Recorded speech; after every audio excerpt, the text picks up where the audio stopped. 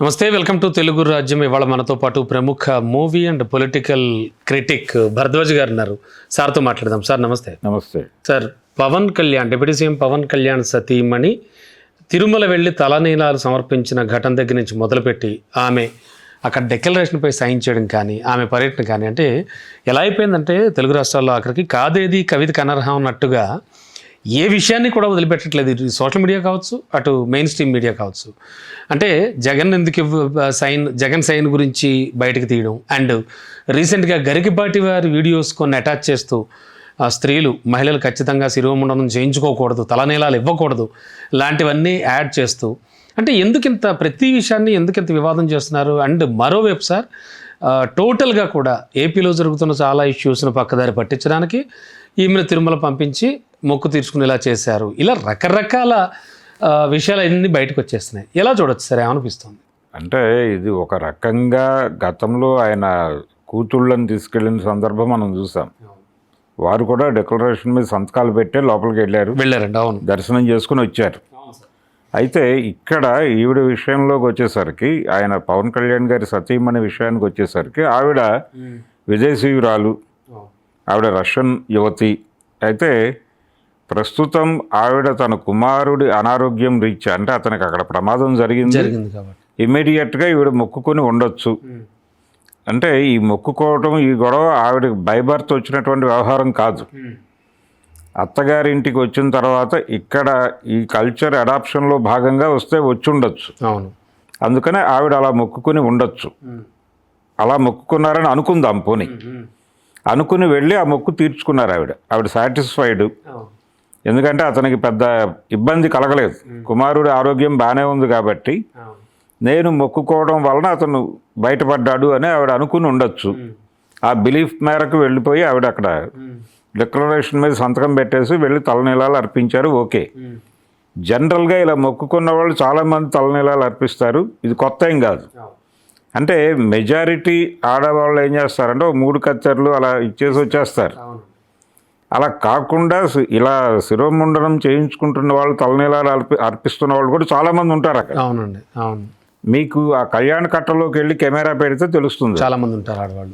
అలా కాకుండా ఎక్స్క్లూజివ్గా మీరు ఈవిడ్ని మాత్రమే ఫోటో పెడితే ఈవిడొక్కతేనేమో అనుకుంటుంది ప్రపంచం.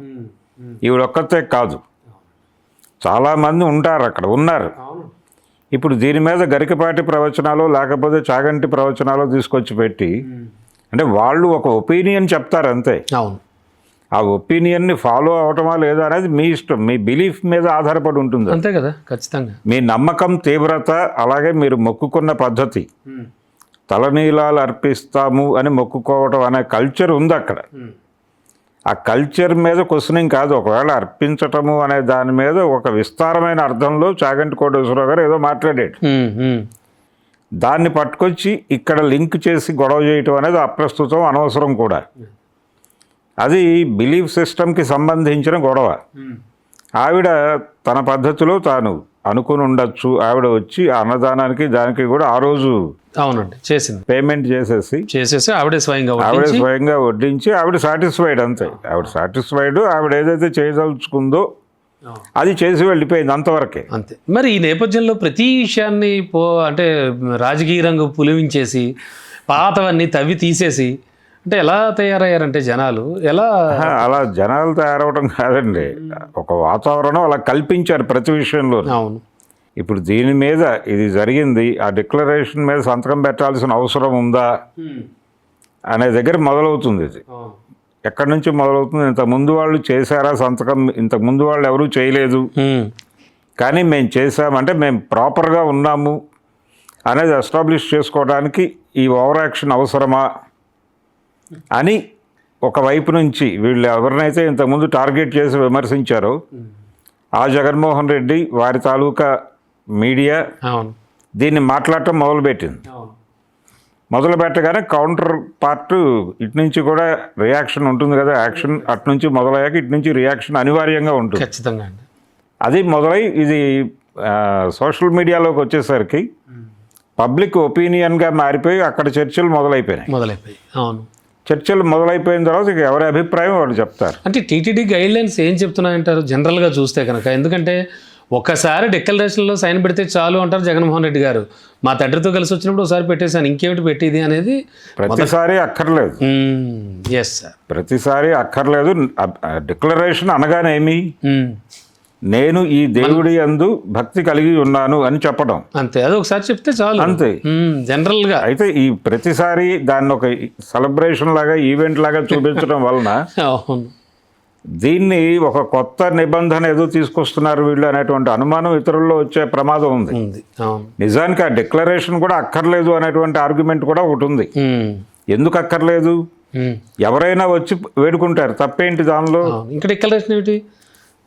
ఇప్పుడు మీరు ఎందుకు రిస్ట్రిక్ట్ చేస్తున్నారు? ఓకే, మీరు డిక్లరేషన్ అనే ప్రోగ్రాం పెట్టడమే పరిమితులు విధించటం. అవును, మీరు పరిమితులు దేవుడికి ఎలా విధిస్తారు అనేది ఒక ఆర్గ్యుమెంట్ ఉంది. అవును, అవును.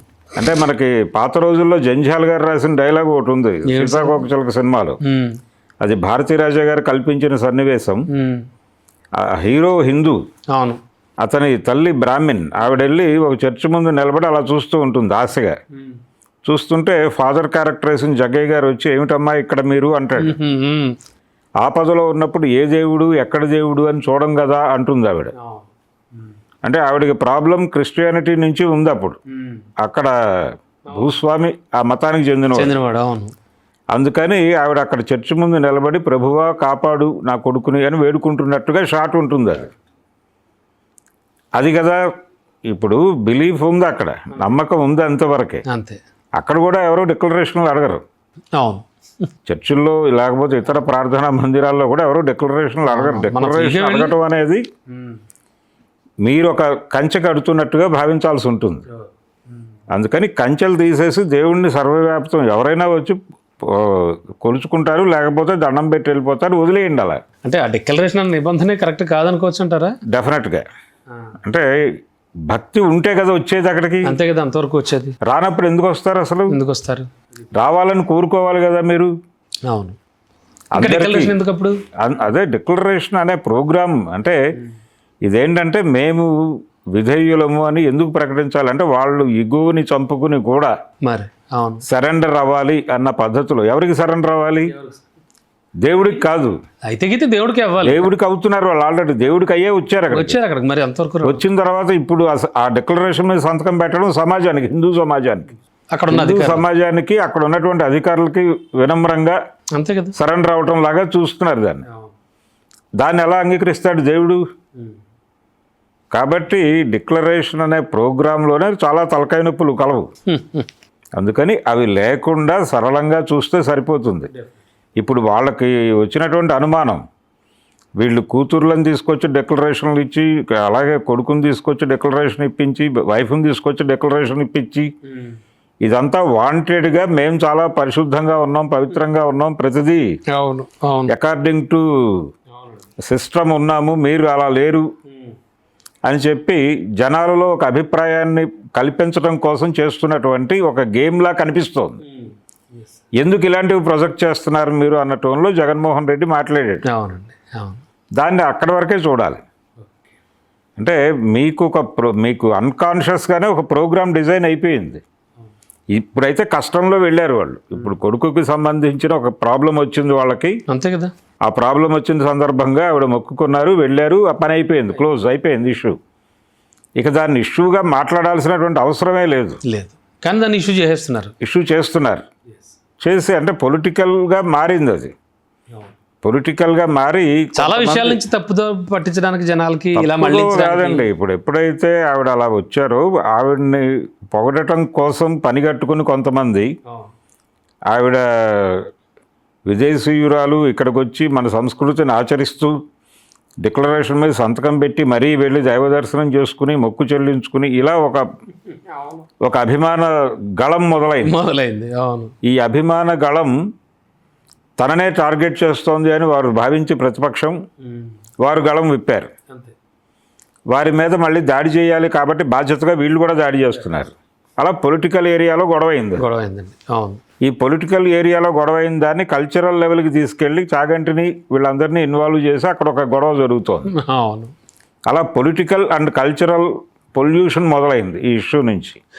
ఓకే సార్, చూడాలి ఇది ఎంతవరకు వెళ్తుందని. Right sir, thank you sir. Thank you.